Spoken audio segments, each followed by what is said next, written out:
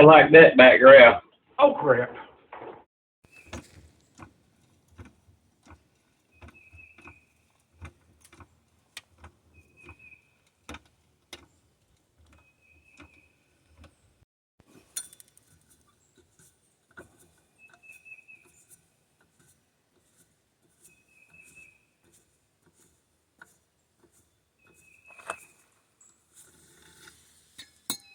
A few moments later. Welcome back to Auto Salvage Outlaws. Plan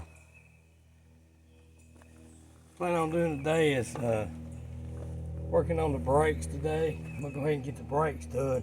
I usually wait till the last to do my brakes, but I'm gonna go ahead and just put all my new brakes on it, and then when I get the motor in it, get it fired up, and then I'll go ahead and bleed the brakes in, put the fluid in the new master cylinder, flush the lines out, bleed the brakes.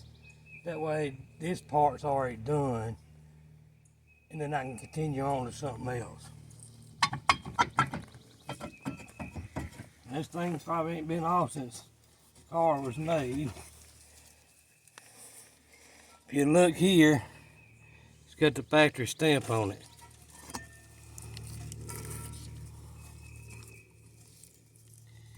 And actually the drums look good on it. A good cleaning on them will be fine. Usually they so rusted you can't do nothing with it. The way I usually do my brakes is I'll lay the hub like that, and I'll inspect the brake shoes. And actually the brake shoes look good on it. I'm actually surprised they're not dry rotted. But we got new ones to go on it. We got a new wheel cylinder to go on it. I think we got the kits, I'm not sure. But if these are fine, then I'll just use those. If not, then I will, if I don't have the kits, then I'll just pick up kits at the parts house. These are pretty simple. Let me get my here where I can get to it. The car's so low to the ground. I don't have my other pliers with me.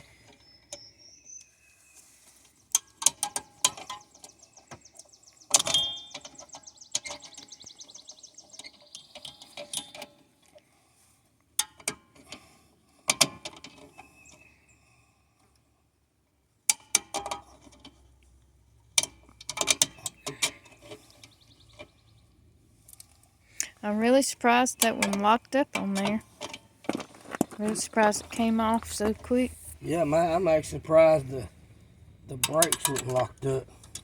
I actually probably could have got brakes on this car. What I do there is I just take all that and set it to the side. The way I usually do mine is I do it this way because it relieves the pressure and it's a little bit easier to take them off.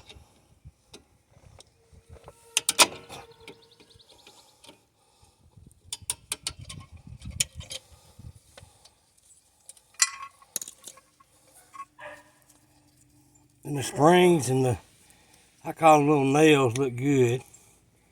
Cleaning, they'll be alright.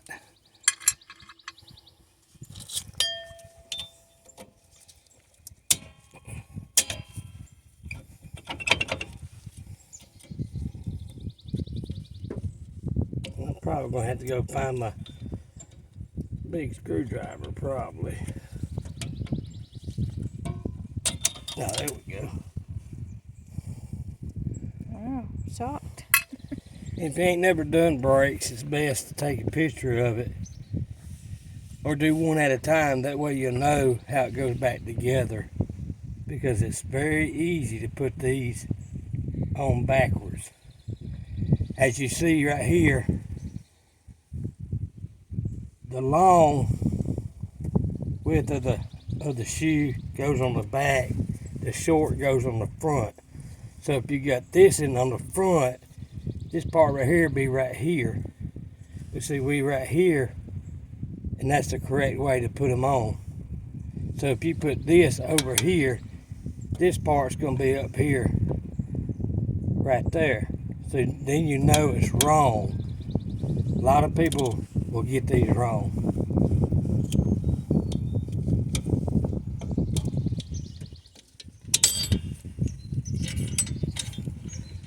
And this goes down to the adjuster down here on the bottom.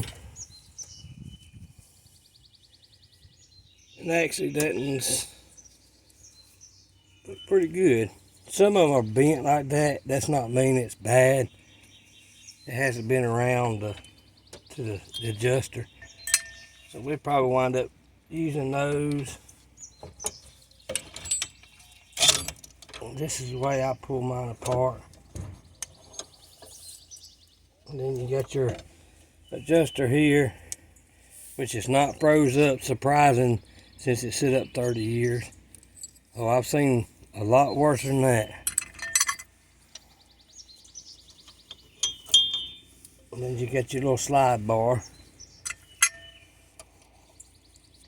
And this is your emergency brake right here.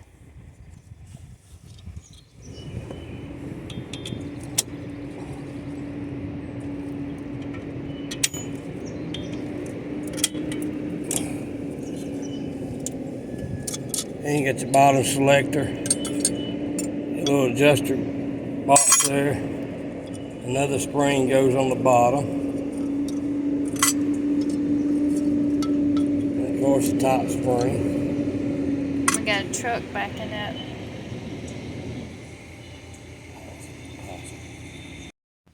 Alright, you got your brake line going in. That's a 7/16 line wrench. In my case, I just used a regular 7/16 wrench, but you have to be careful not to round the nut off.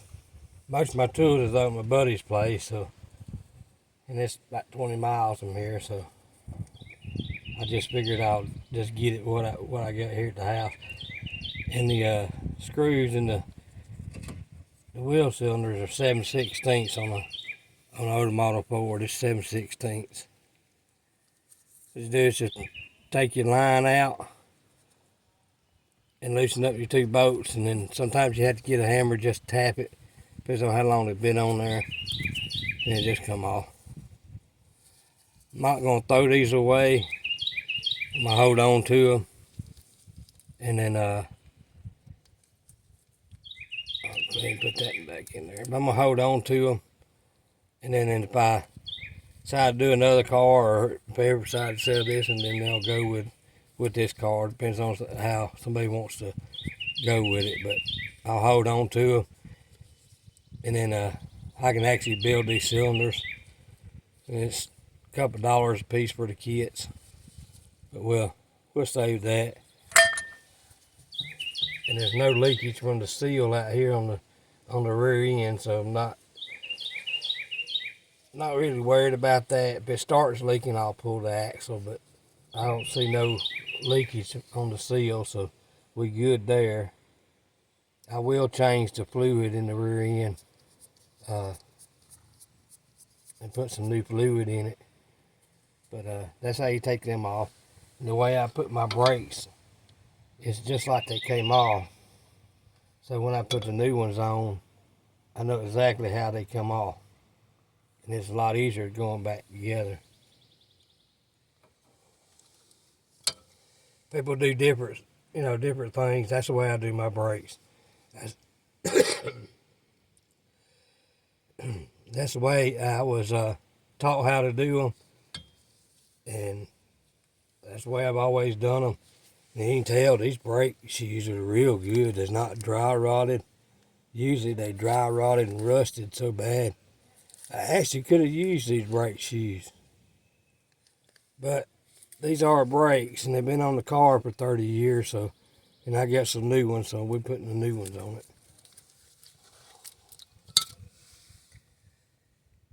We're gonna do all four.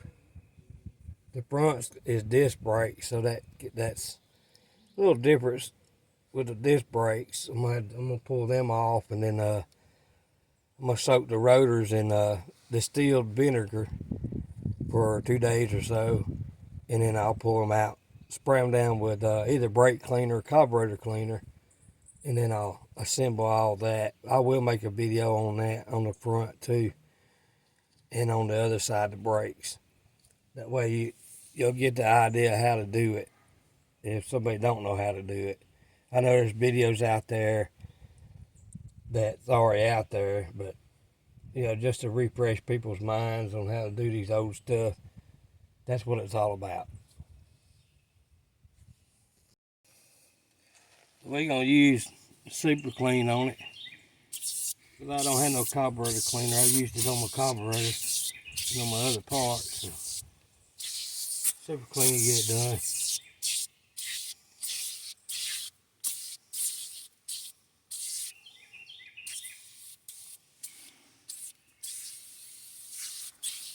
That way it'd be clean.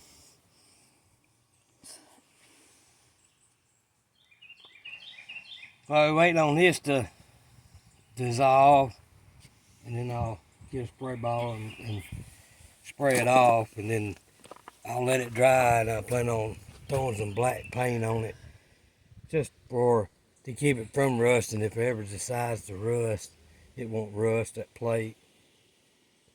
Stuff like that backing plate here, it's hard to get, it's hard to find, and most times you have to go to the junkyard to find your backing plate, and most of them are bent down here at the bottom because people jack them up and then take their wheels off and just let it hit the ground.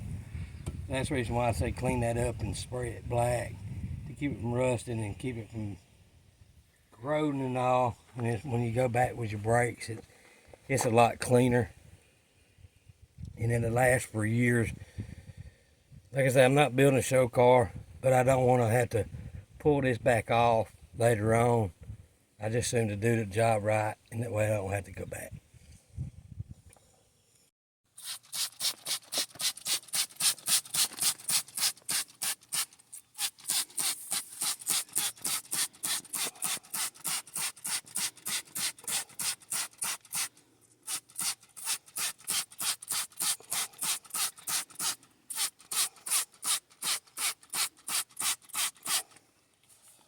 Actually, it came pretty clean.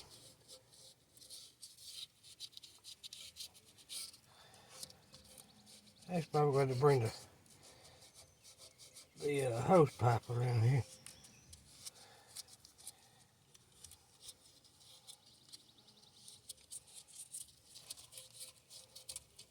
It coming off like it's supposed to. You see there? Look at there. That's years of grime.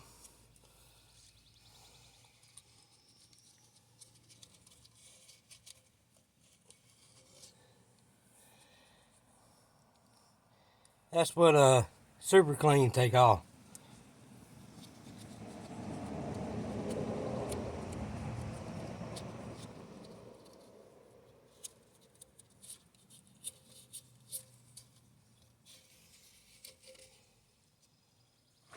Alright, now let's get the hose over here and I'll rinse it off and then let it dry.